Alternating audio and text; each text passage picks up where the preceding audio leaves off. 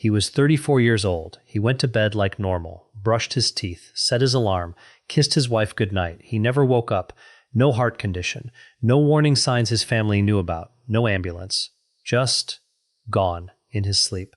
And when the autopsy came back, the doctors found the cause. It wasn't some rare disease. It wasn't bad luck. It was something he did almost every single night for years without thinking twice about it. And here's the part that should scare you. You're probably doing it too, right now. Tonight, I'm going to tell you exactly what it is, why it's silently wrecking your heart and your brain while you sleep, and what you need to do starting tonight to stop it. Stay until the end, because the third one on this list is the one doctors say kills the most people, and almost nobody knows about it. Let's start with the obvious question. How does someone just die in their sleep? No pain, no struggle, no chance to call for help. The answer is terrifying in how simple it is. Your heart doesn't just stop for no reason. Something pushes it there. And most of the time, that something has been building for years quietly while you told yourself you were fine. Doctors have a name for it. They call it nocturnal cardiac death. And the numbers are not small. Tens of thousands of people die in their sleep every single year from causes that were completely preventable. Not diseases they were born with, habits, choices, things they did every single night without knowing what it was doing to them. So let's talk about what's actually happening inside your body while you sleep. Because it is not what you think. When you fall asleep, your body doesn't shut down. It shifts gears. Your heart rate drops. Your blood pressure drops. Your breathing slows. This is supposed to be the safest, calmest part of your entire day. Your body is resting, repairing, recovering. But for millions of people, sleep is not calm at all. It's the most dangerous 8 hours of their day. And they have no idea because they're unconscious for the whole thing. Here's habit number 1. And I promise you, if you're watching this, there's a good chance this applies to you. You eat a heavy meal late at night, and then you go straight to bed. I know. It sounds harmless. Everyone does it. But listen to what actually happens inside your body when you do this. When you eat, your body sends a huge surge of blood to your stomach and intestines to help digest the food. That's normal. That's fine if you're sitting up, moving around, giving your body time to process it. But when you lie down right after eating, especially a big, heavy, greasy meal, your body is stuck trying to do two things at once: digest a large meal and lower your heart rate and blood pressure for sleep. Those two processes fight each other. Your blood pressure spikes instead of dropping. Your heart has to work harder, not less, right when it's supposed to be resting. Do this once. It's not going to kill you. Do this every single night for 10 years, and you are putting a repeated nightly strain on your cardiovascular system that adds up. Doctors have linked late, heavy meals to a higher risk of acid reflux, which itself has been connected to irregular heartbeat. And an irregular heartbeat at night, while you're unconscious and can't respond to symptoms, is exactly the kind of thing that turns into a tragedy nobody saw coming. If you take one thing from this part of the video, let it be this. Stop eating heavy meals within 3 hours of lying down. Your heart is not asking for much. Just a little bit of time. Okay, but that's not even the biggest one. Not even close. Let's move to the second habit, because this one is even more common and even more dangerous. You sleep with your phone right next to your head, screen on, notifications buzzing all night. Now stay with me here, because I'm not talking about radiation or any of that nonsense. This is about something much more measurable. Sleep disruption. Every single time your phone buzzes at 2 a.m., even if you don't fully wake up, even if you don't remember it in the morning, your brain registers it. Your heart rate spikes. Your body releases a small burst of cortisol, your main stress hormone. This happens over and over, all night, every night. If your phone is next to you making noise or lighting up, here's why that matters so much. Deep, uninterrupted sleep is when your blood pressure is supposed to drop the most. Doctors call it nocturnal dipping. It's one of the most important things your cardiovascular system does every single day. If you don't get that dip, because your sleep keeps getting fragmented by notifications, your blood pressure stays elevated all night long. and chronically elevated nighttime blood pressure has been directly linked, in study after study, to a higher risk of heart attack and stroke. Think about that. It's not even about how many hours you sleep.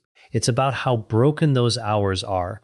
If your phone is buzzing next to your pillow all night, you are never getting that deep, protective, blood pressure lowering sleep your heart depends on. You're running your cardiovascular system in a low-grade stress state for 8 hours a night, every single night, and calling it rest. Put the phone on the other side of the room. Turn on Do Not Disturb. Your heart will thank you, even if you never notice the difference yourself. Now, here's where I need you to really pay attention, because this next one is the big one. This is the habit doctors are begging people to stop, and almost nobody's talking about it. This is the one in the title.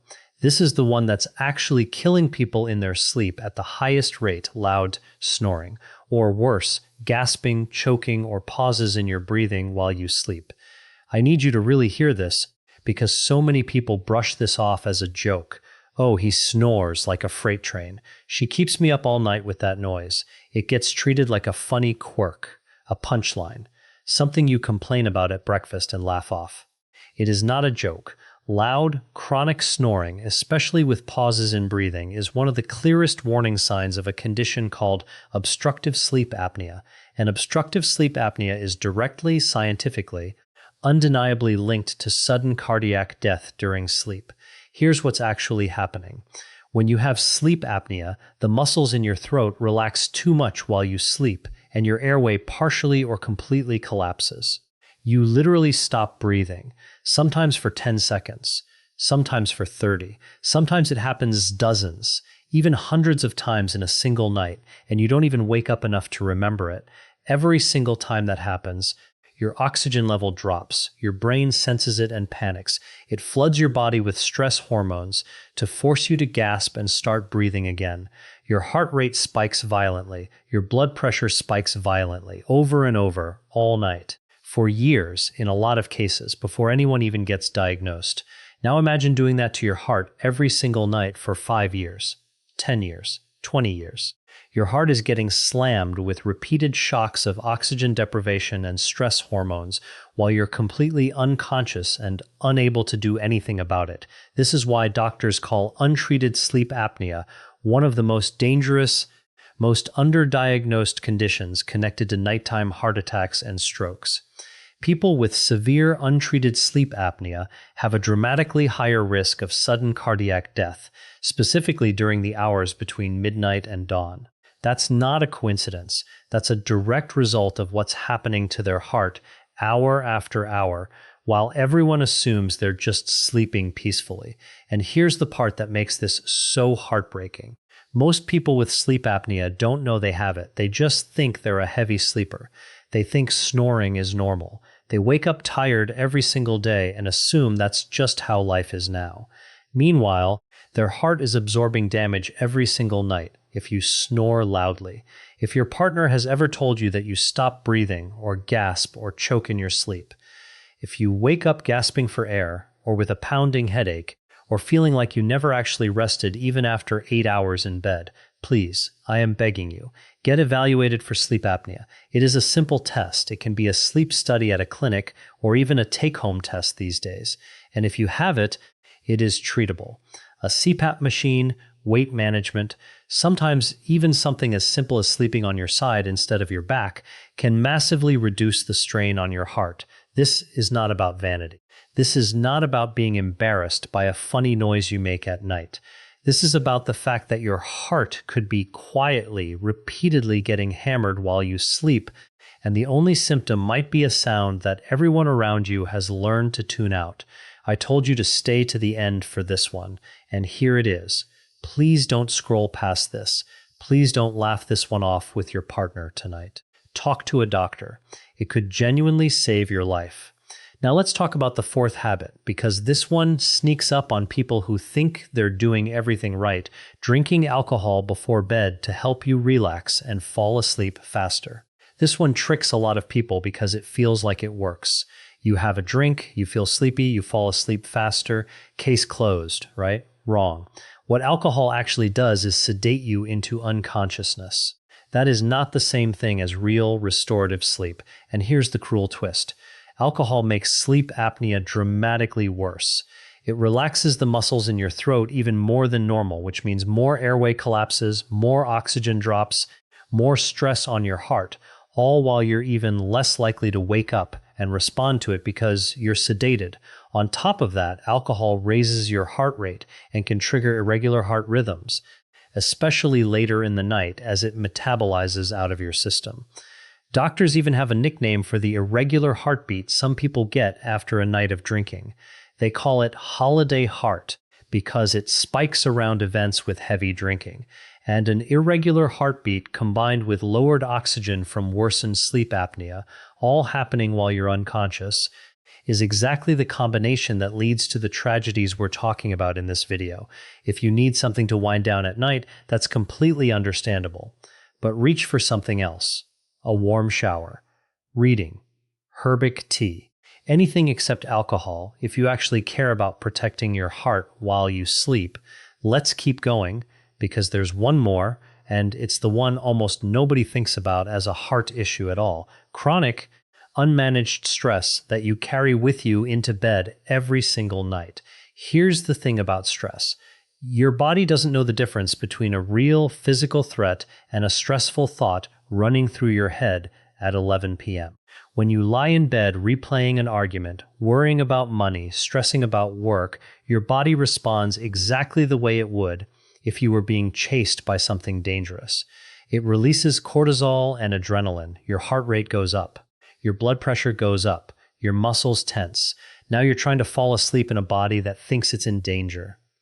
Even if you do eventually drift off, your body may stay in that heightened, stressed state for hours. Which means, again, you're not getting that protective nighttime dip in blood pressure that your heart depends on. Do this occasionally. It's not a big deal. Your body can handle short-term stress just fine. But do this every single night for years, chronic, unmanaged, carried to bed stress, and you are asking your cardiovascular system to run a marathon every night instead of getting the rest it needs to recover. Over time, that kind of chronic strain has been linked to higher rates of hypertension, heart disease, and yes, nighttime cardiac events. So if you're someone who lies awake with your mind racing, please don't brush that off as just how you are. That racing mind is not a personality trait. It's a nightly stress test for your heart. And it adds up. Let's bring this all together because I don't want you to leave this video overwhelmed. I want you to leave this video with a plan. Here's what to actually do starting tonight. Stop eating heavy meals right before bed. Give your body at least a couple of hours to digest before you lie down. Get your phone off your pillow and out of arm's reach so your sleep doesn't get fragmented all night. If you snore loudly or your partner has noticed pauses in your breathing or you wake up gasping, talk to a doctor about getting checked for sleep apnea. This one alone could be the difference between life and death, and it is completely treatable once it's diagnosed. Skip the nightcap.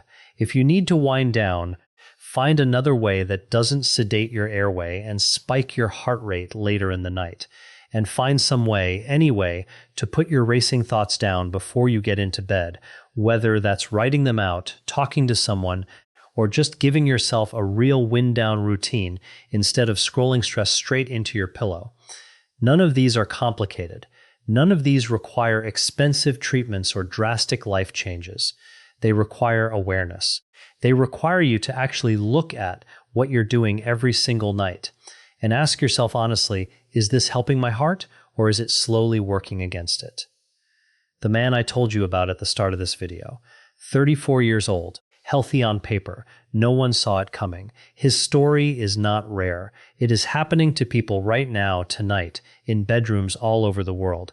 Because of habits that felt completely normal and harmless, you don't have to be one of them.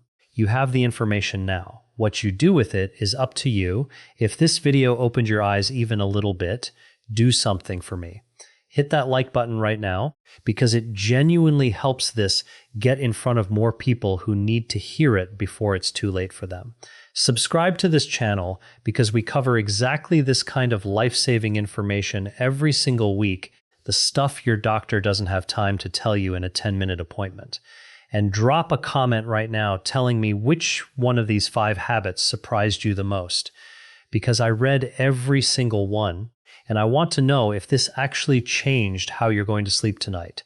And if you know someone, a parent, a partner, a friend, who snores loudly or eats dinner at midnight or falls asleep with 3 drinks in them every night, send them this video.